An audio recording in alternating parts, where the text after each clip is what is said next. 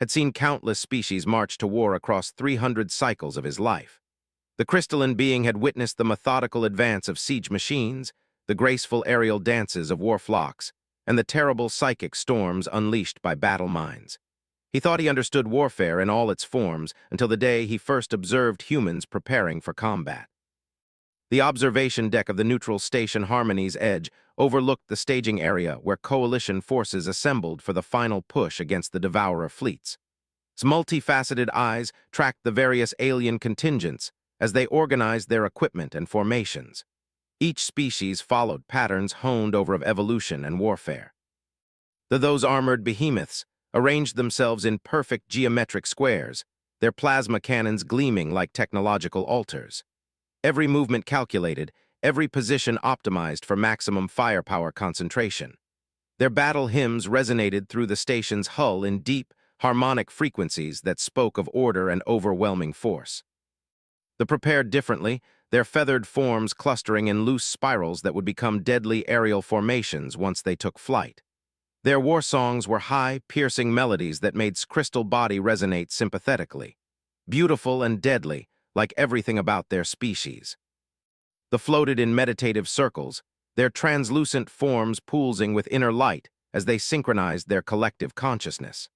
No sounds came from their preparation, only waves of psychic pressure that made lesser telepaths flee the area. Then's attention turned to the human contingent, and confusion replaced understanding. The Earthborn soldiers moved with no apparent pattern. Some sat cross-legged on the deck, meticulously cleaning weapons that already appeared pristine. Others stood in small groups, their voices carrying fragments of what seemed like casual conversation punctuated by occasional laughter. A few humans lay flat on their backs, eyes closed, appearing to sleep despite being hours away from potentially lethal combat. "Peculiar preparation ritual," commented research partner, the being's compound eyes fixed on a group of humans who appeared to be playing cards. Perhaps a form of meditation to calm pre-battle anxiety. Had initially thought the same, but closer observation revealed details that made no sense. The humans cleaning their weapons moved with an efficiency that spoke of endless repetition, their hands following patterns so ingrained they required no conscious thought. The ones who seemed to be resting displayed controlled breathing patterns and micro-movements that suggested heightened awareness rather than relaxation. Most puzzling were the ones engaged in conversation. Their words might have been casual, but their body language told a different story. Every human maintained perfect spatial awareness of their companions and equipment. When one moved, the others adjusted positions with seamless coordination, never breaking their relaxed facade, but maintaining optimal tactical positioning. "They're not relaxing," realized aloud. "They're already in formation." Santeni twitched with skepticism. "Impossible. Look at them, there's no organization, no hierarchy being displayed. The one telling jokes appears to be a junior soldier, yet others who clearly outrank him are listening and responding as equals." This observation proved accurate. Human military ranks were clearly displayed on their uniforms, yet the informal gathering ignored these distinctions entirely. A grizzled sergeant with scars covering half his face shared a meal with a young soldier who couldn't have seen more than 1 or 2 campaigns. A colonel identifiable by her insignia sat quietly sharpening a combat knife while listening to a private tell a story that made the entire group chuckle. "Perhaps their hierarchy is situational," mused, "different from the rigid structures we've documented in other species." The observation proved prophetic when Captain Sarah arrived to brief her unit. The informal gathering didn't snap to attention as expected. Instead, the humans simply oriented toward her, their relaxed postures unchanged but their focus absolute. She didn't raise her voice or adopt formal command postures. She simply began speaking, and every human within range absorbed her words with perfect attention. "Listen up, people. Intelligence confirms the Devourer fleet has fortified the station. 3 heavy cruisers, escort frigates, and enough fighter craft to darken a star. They've got the civilian population as shields, so this isn't a bombardment mission." A younger soldier raised her hand. "What about the automated defenses, Captain?" "Intact and hostile. The Devourers didn't bother disabling them, they're using them as additional firepower. Expect everything from point defense lasers to guided torpedo swarms." Notice something remarkable during this exchange. While Captain spoke, Other humans throughout the staging area gradually drew closer. Not obviously, they maintained their activities while slowly migrating until nearly every Earthborn warrior was within hearing range.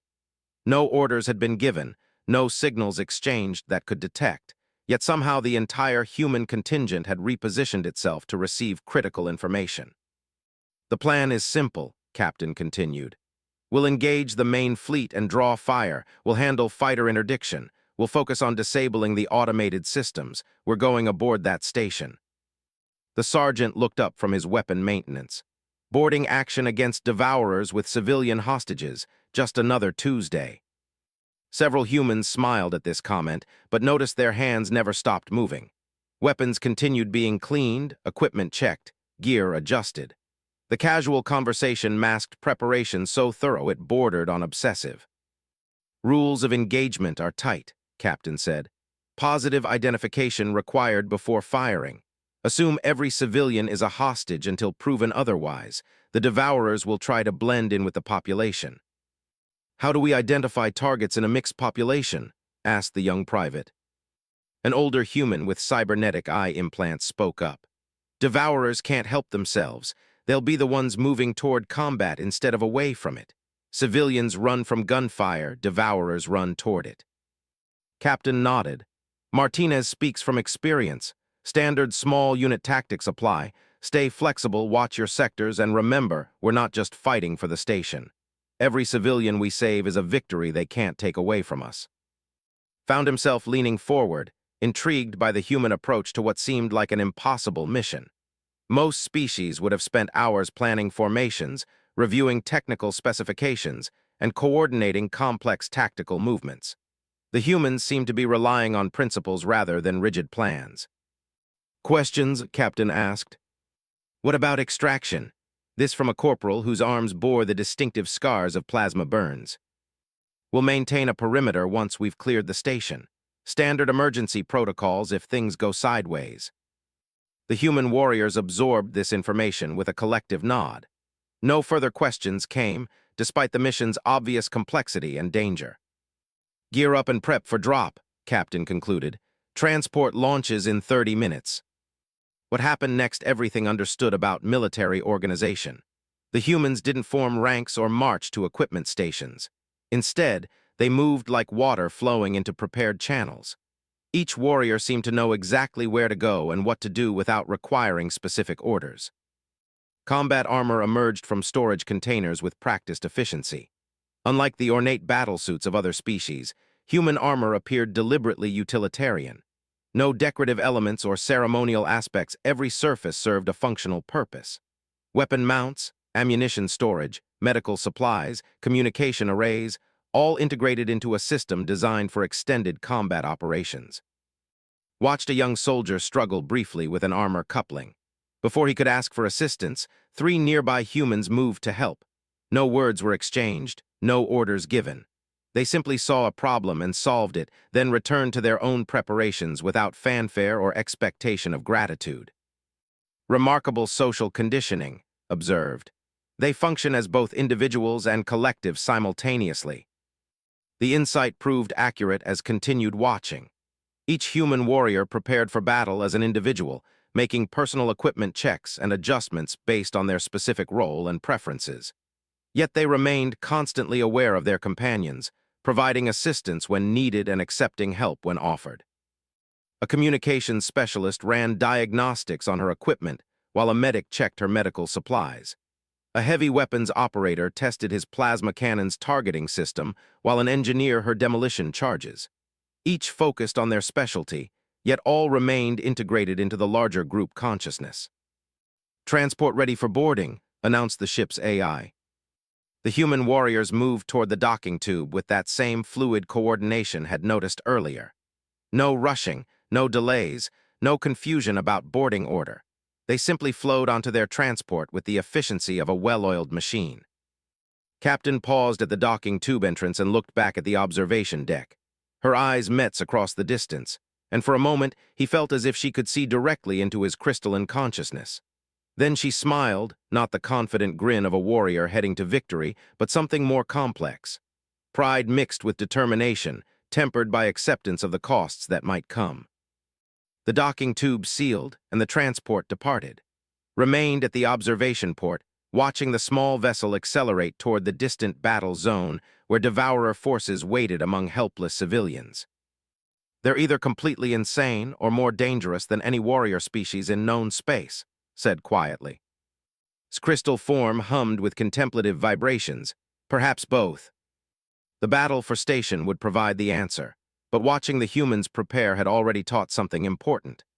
These Earthborn warriors didn't fight like any other species because they weren't like any other species. They had turned warfare into an art form that balanced individual excellence with collective purpose, casual humanity with lethal efficiency. He suspected the galaxy was about to learn why that combination made humans so uniquely terrifying on the battlefield. The battle began exactly as Captain had predicted, yet nothing unfolded as expected.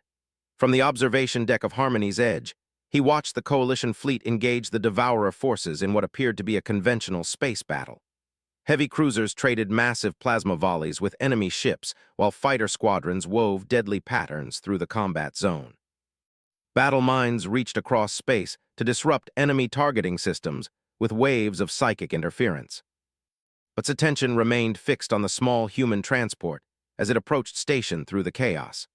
The vessel moved unlike any military craft he'd observed, following an erratic path that seemed to violate tactical doctrine. Instead of approaching the station's docking bays directly, it spiraled through the debris field left by previous battles, using destroyed ships as cover while seemingly random course corrections avoided both friendly and enemy fire. "Their pilot appears to be having navigation difficulties," observed, tracking the transport's unconventional approach. Wasn't so certain. The more he watched, the more convinced he became that every apparent mistake was actually deliberate. The human transport arrived at station not at the main docking facilities where automated defenses concentrated their fire, but at a maintenance airlock hidden among the station's superstructure. The boarding operation began immediately, and finally understood what made human warriors so different from every other species in known space. The first team through the airlock didn't advance in formation. Instead, they spread out like liquid mercury, each warrior finding natural cover while maintaining sight lines to their companions. Their movements reminded of predators he'd studied on various worlds, not pack hunters with rigid hierarchies, but cooperative individuals who functioned as both independent operators and coordinated units. Station security footage, accessed through Coalition intelligence networks, showed the human advance from multiple angles. What appeared to be chaos from any single viewpoint revealed itself as complex coordination when viewed comprehensively. Each warrior moved through the station corridors with perfect awareness of their companions' positions, creating overlapping fields of fire that covered every approach while leaving no friendly forces exposed. The first contact with Devourer forces demonstrated why other species found humans so unsettling in combat. The enemy had positioned themselves in a defensible checkpoint, using civilian hostages as human shields while automated turrets covered the approaches. Standard military doctrine would have required either overwhelming firepower that endangered civilians or a prolonged siege that gave enemies time to execute their captives. The humans used neither approach. Instead, they simply disappeared. Watched security feeds from throughout the station as human warriors seemed to vanish from corridors only to reappear in unexpected locations. They moved through maintenance shafts, ventilation systems, and service tunnels with an ease that suggested they'd studied the station's blueprints until they knew every possible route. The Devourer checkpoint came under attack from 6 different directions simultaneously. Not the overwhelming assault expected, but something far more precise. Individual humans appeared at critical points around the defensive position, each engaging specific targets with surgical accuracy. The warrior named Martinez materialized behind the automated turrets and disabled them with shaped charges before they could rotate to engage him. The young private had noticed earlier appeared in an overhead maintenance shaft and dropped flashbang grenades that temporarily blinded the Devourers without harming nearby civilians. Captain herself emerged from what seemed like solid wall, actually a hidden maintenance panel, and engaged the enemy commander in close combat. The entire engagement lasted less than 2 minutes. When the smoke cleared, every Devourer was either dead or incapacitated, while all civilian hostages remained unharmed. "Impossible," breathed. They achieved tactical surprise in a known defensive position with hostages present. The mathematical probabilities alone was beginning to understand that human warfare operated outside conventional mathematics. These Earthborn warriors didn't just fight. They adapted to each situation with creativity that bordered on artistic expression. The advance through station continued, and each engagement revealed new aspects of human tactical philosophy. When faced with a heavily fortified corridor, they didn't attack the fortifications. Instead, they went around them, through them, under them, or simply created new paths using controlled demolitions that somehow never endangered nearby civilians. A Devourer commander had barricaded himself in the station's main reactor chamber, threatening to detonate the power core unless coalition forces. Any other species would have been forced to negotiate or risk the destruction of the entire station, along with thousands of innocent lives. The humans studied the situation for exactly 37 seconds before implementing a solution that physics has understood it. 3 warriors approached the reactor chamber from different directions, while a fourth, the communications specialist, somehow hacked into the station's internal communication system and began broadcasting on all frequencies. Not demands for surrender or threats of retaliation, but something far more unexpected, a technical discussion of reactor safety protocols.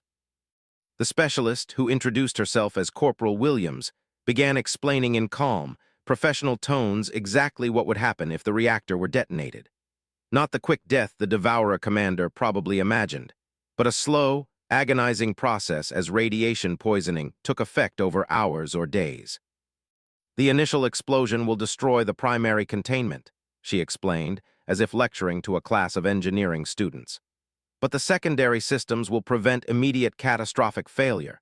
Instead, you'll experience approximately 6 hours of increasing radiation exposure before your body begins shutting down. While she spoke, the other 3 humans moved through maintenance areas with impossible stealth, watched security feeds as they positioned themselves at critical points around the reactor chamber, yet somehow remained undetected by both sensors and the increasingly agitated Devourer commander. Of course, Corporal Williams continued conversationally, if you're hopping for a quick death, you could always damage the secondary containment as well. That would give you maybe 3 minutes before lethal exposure, though the pain during those 3 minutes would be significant. The Devourer commander's response came as an incoherent snarl of rage, but noticed something interesting in the security feeds. The enemy warrior had begun moving away from the manual detonation controls, clearly disturbed by Williams' clinical description of his own potential death. That was when the other 3 humans struck. They didn't breach the reactor chamber or engage in direct combat. Instead, they simultaneously disabled the manual detonation system, the backup detonation system, and the tertiary that would have allowed reactor overload. The Devourer commander found himself trapped in a room he could no longer threaten to destroy, facing humans who had somehow neutralized his ultimate weapon without ever directly confronting him. The capture happened almost anticlimactically. Captain simply walked through the main entrance to the reactor chamber and asked the Devourer commander if he wanted to surrender or be stunned unconscious. Faced with a choice between maintaining dignity and being rendered helpless, the enemy warrior chose surrender. How? Asked the question that had been troubling throughout the entire engagement. They consistently achieve tactical impossibilities. Are humans naturally telepathic? Do they possess some technology we haven't detected? Had been wondering the same thing, but additional security footage provided clues. The humans communicated constantly during combat, but not through the formal military channels other species used. Instead, they employed a mixture of hand signals, facial expressions, body language, and what appeared to be shared cultural references that conveyed complex tactical information with minimal effort. When the sergeant needed to indicate a flanking movement around automated defenses, he simply caught Captain's attention and pointed 2 fingers at his own eyes before gesturing toward a specific corridor. She nodded once, and somehow every other human in the squad understood not only the proposed movement, but their individual roles in executing it. When the young private spotted a group of civilians hiding in a storage compartment, she didn't report their position through official channels. Instead, she made a subtle gesture that somehow informed the medic, who began moving toward the location while the heavy weapons specialist adjusted his position to provide covering fire if needed. Most remarkably, when Corporal Williams needed the other three warriors to coordinate their simultaneous strike on the reactor chamber systems, she embedded the timing information in her seemingly casual technical lecture. Phrases like secondary systems activate after approximately 90 seconds and tertiary engage within 30 seconds of primary failure weren't just educational content. They were countdown timers that allowed perfect synchronization without revealing the plan to their target. The final phase of the station assault revealed the most disturbing aspect of human warfare from a galactic perspective. The remaining Devourers had gathered in the station's central hub with the largest group of civilian hostages, nearly 200 innocent beings from a dozen different species. They had positioned themselves with overlapping fields of fire, multiple escape routes, and enough firepower to kill every hostage before any rescue attempt could succeed. Any conventional military force would have been forced to negotiate or accept massive civilian casualties. The humans studied the situation for less than 5 minutes before implementing a solution that seemed to violate the fundamental laws of causality. They attacked from the future, watched in fascination as the human warriors began moving through the station corridors surrounding the central hub, but their actions made no immediate sense. They positioned themselves at seemingly random locations, prepared equipment for purposes that weren't apparent, and coordinated timing that didn't correspond to any visible threats or opportunities. Then Captain walked into the central hub alone, hands visibly empty, and began talking to the Devourer leaders. "I'm here to offer terms," she announced, her voice carrying clearly through the space. "You're trapped, your escape routes are compromised, and this station is now under coalition control. But you still have something we want, the lives of these civilians, so let's discuss what you want in exchange." The lead Devourer, a massive warrior whose carapace bore the scars of numerous battles, laughed with genuine amusement. "You offer terms? 1 human against 30 Devourers with 200 hostages. Your species' reputation for arrogance appears justified." Captain smiled and felt his crystal form vibrate with sudden understanding. That expression wasn't confidence, it was anticipation. "You're right," she agreed. 1 human against 30 Devourers isn't much of a fight. That's why I brought friends." The Devourers had perhaps 2 seconds to realize they'd been outmaneuvered before the trap closed around them. Every piece of equipment the human warriors had positioned, every seemingly random location they'd chosen, every aspect of their mysterious preparation suddenly revealed its purpose as a coordinated strike that neutralized every enemy combatant while leaving every civilian unharmed. Flashbang grenades detonated with precise timing that temporarily blinded the Devourers without affecting the civilians who had been warned to close their eyes through subtle hand signals. Electromagnetic pulse charges disabled enemy weapons while leaving life support systems intact. Knockout gas flooded the area in concentrations calculated to render the enemy unconscious while providing breathing masks that mysteriously appeared in civilian hands just as the gas deployed. The entire engagement ended with 30 unconscious Devourers, 200 unharmed civilians, and 0 human casualties. Stared at the security feeds in stunned silence. The humans hadn't just won an impossible battle. They'd done it in a way that suggested they'd been planning this specific outcome from the moment they set foot on the station. Every movement, every decision, every seemingly casual conversation had been part of a larger strategy that treated time itself as just another tactical element to be manipulated. "They fight like they can see the future," whispered. No realized, they fight like they create the future. The rescue operation was complete, but suspected his education in human warfare had only just begun. These Earthborn warriors didn't just adapt to changing conditions, they forced reality to conform to their vision of how battles should end. And that capability made them the most terrifying military force the galaxy had ever encountered. In the weeks following the liberation of Station, found himself obsessed with understanding what he had witnessed. The crystalline being had recorded every moment of the human assault, studying the footage until he could recite each tactical movement from memory. Yet the more he analyzed their actions, the less he understood how they had achieved the impossible. The official battle reports provided little insight. Coalition Command documented the mission as a successful boarding action with 0 friendly casualties and complete objective achievement. The military observers noted the humans' unconventional but effective tactical approach. War leaders commented on their impressive adaptability under changing conditions. Battle minds recorded the humans as mentally disciplined warriors with strong collective cohesion. None of these reports captured what had actually observed: a military force that seemed to operate according to principles that transcended conventional understanding of warfare. His opportunity for deeper investigation came when Captain arrived at Harmony's Edge for mission debriefing. The human warrior appeared remarkably unchanged by her recent combat experience. No visible injuries, no signs of stress or fatigue, just the same calm competence she'd displayed before the battle.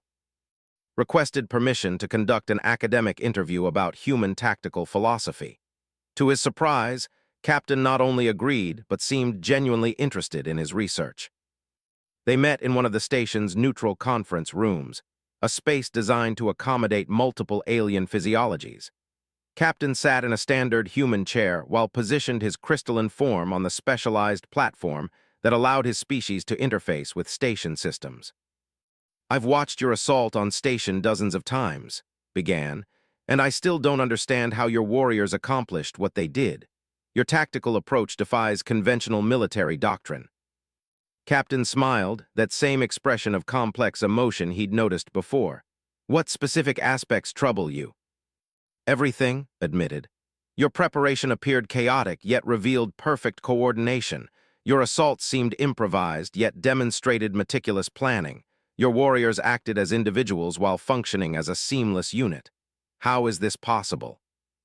"What makes you think it's possible?" Captain asked. "Maybe we just got lucky."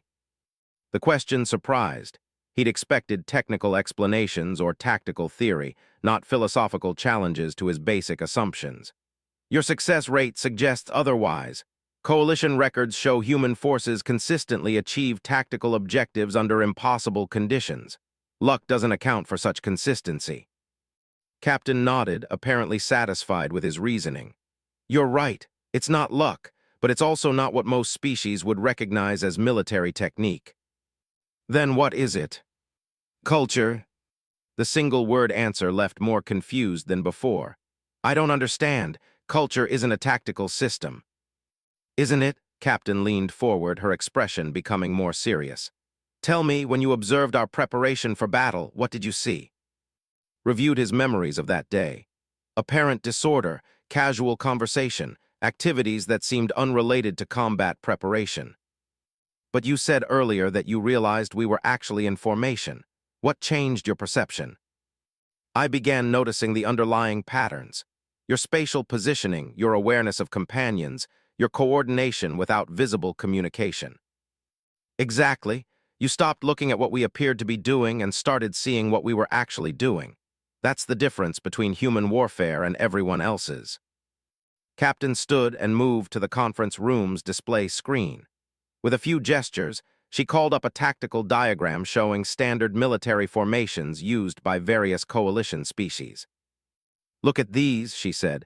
"Battle squares, aerial spirals, meditation circles, what do they have in common?" Studied the formations.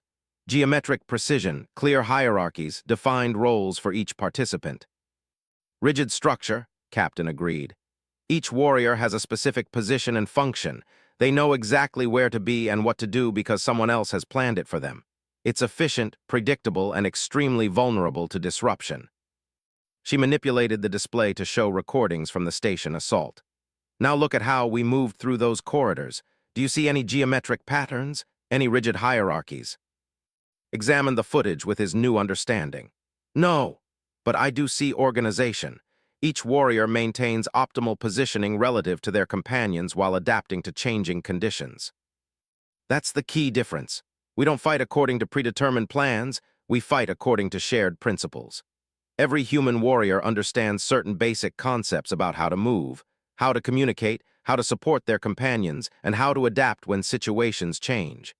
We don't need rigid formations because we have something better: common understanding." The explanation began to make sense, but still struggled with the implications. "But how do you achieve coordination without central planning?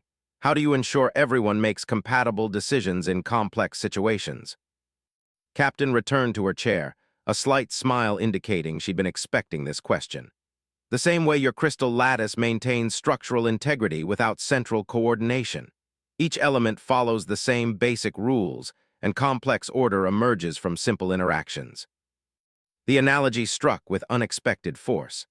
His crystalline body maintained its structure through harmonic resonances between individual crystal components, each following fundamental physical laws that produced collective stability without requiring conscious coordination.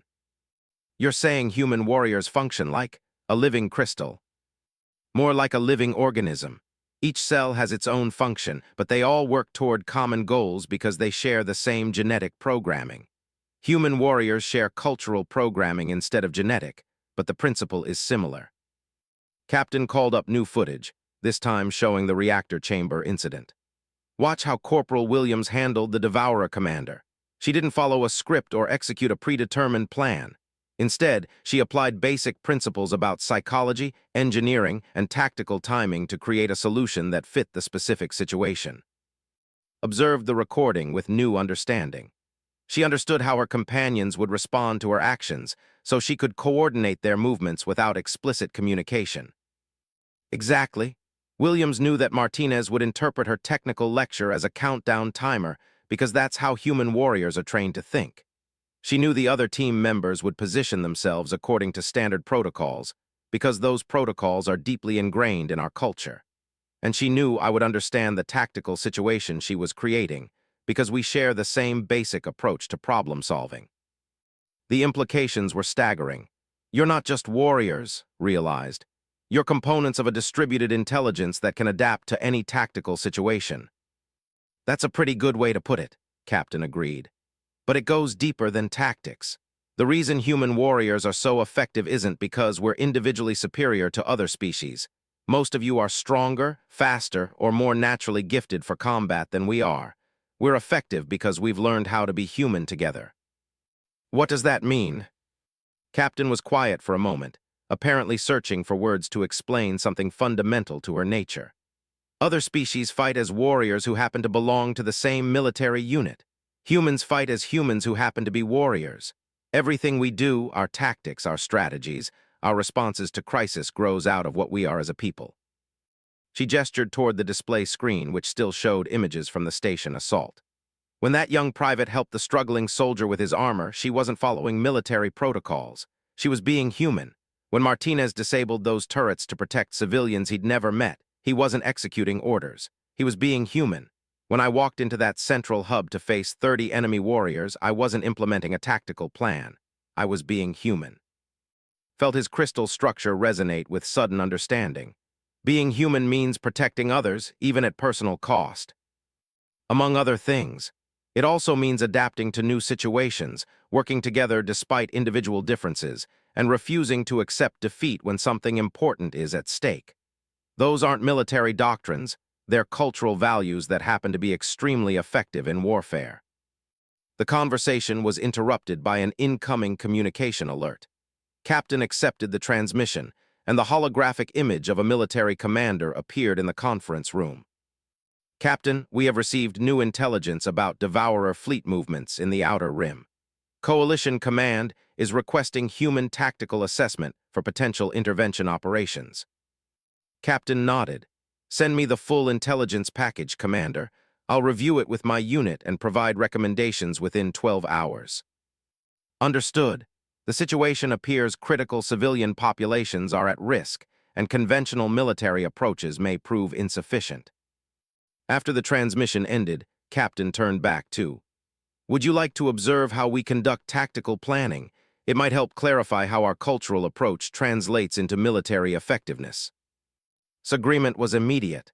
The opportunity to witness human strategic thinking in action was too valuable to decline. They made their way to the human quarters aboard Harmony's Edge, where Captain's unit had established a temporary command post. Expected to find a traditional military briefing room with formal presentations and hierarchical decision-making processes. Instead, he discovered what appeared to be a social gathering. Human warriors sat in comfortable chairs arranged in a rough circle, sharing meals and casual conversation while holographic displays showed intelligence data floating in the center of the room. The information included star charts, enemy ship specifications, civilian population estimates, and tactical analyses, but nobody seemed to be formally presenting or actively studying it.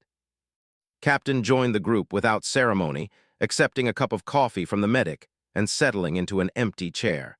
"So what do we think about this outer rim situation?" The sergeant, whom now knew as Martinez, gestured toward the intelligence displays. "Classic Devourer pattern. Hit civilian targets to draw military response, then ambush responding forces in prepared positions. They've done this 7 times in the past 6 months." "Population centers?" asked the young private. 3 million civilians across 4 systems, the communications specialist replied. "Mixed species, mostly refugees from previous Devourer raids. They've got nowhere else to run." Watched the discussion unfold with growing fascination. No formal briefing was taking place, yet every human warrior was absorbing and processing the same information. They asked questions, offered observations, and built upon each other's insights without any apparent coordination or leadership direction. "Defense platforms?" Captain asked. "Minimal," the heavy weapons specialist reported. "These are refugee settlements, not military installations. Maybe some automated point defense, but nothing that could stop a determined assault." "Escape routes?" "Limited. The Devourers have positioned their fleet to control all major hyperspace lanes. Civilian evacuation would require fighting through their picket ships." The conversation continued for nearly an hour, covering every aspect of the tactical situation. Yet noticed that no decisions were being made, no orders issued, no formal plans developed.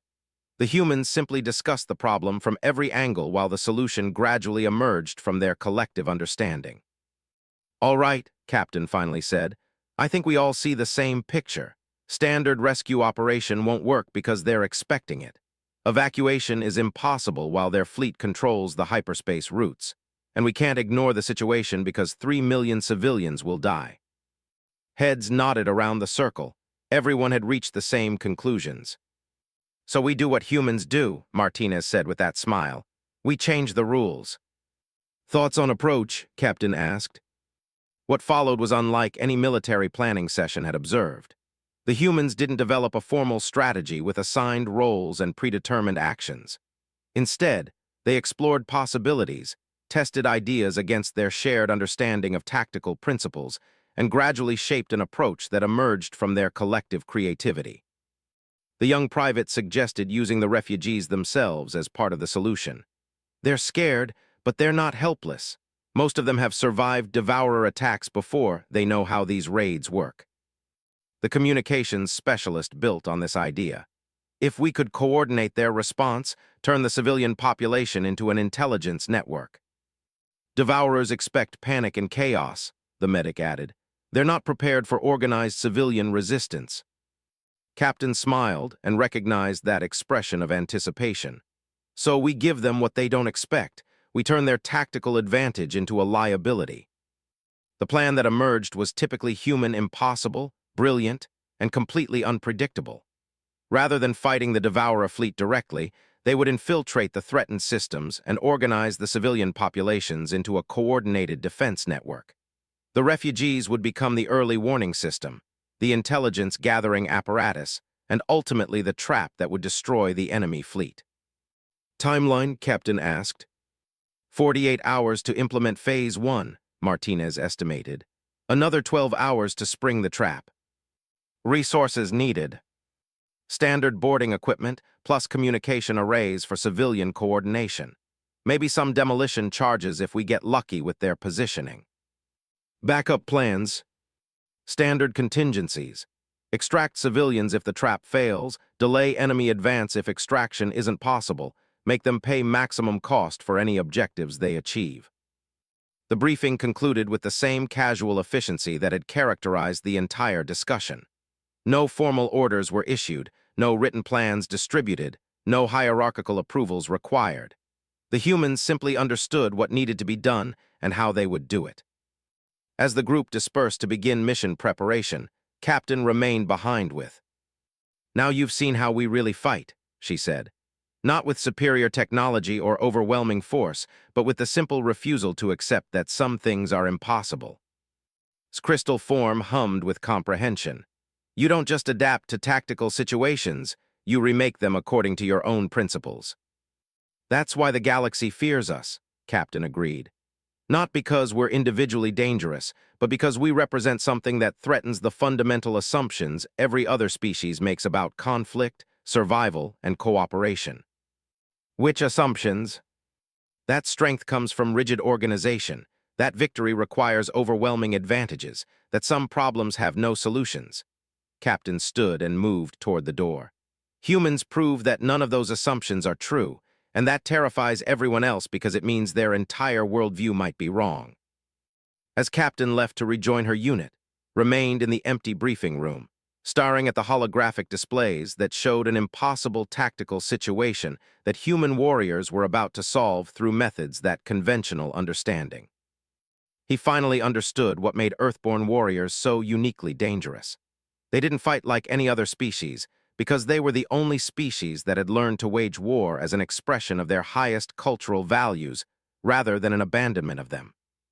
When humans marched into battle, they didn't become monsters. They became more human than ever before. And that was why the stars themselves learned to fear the sound of human footsteps approaching through the dark.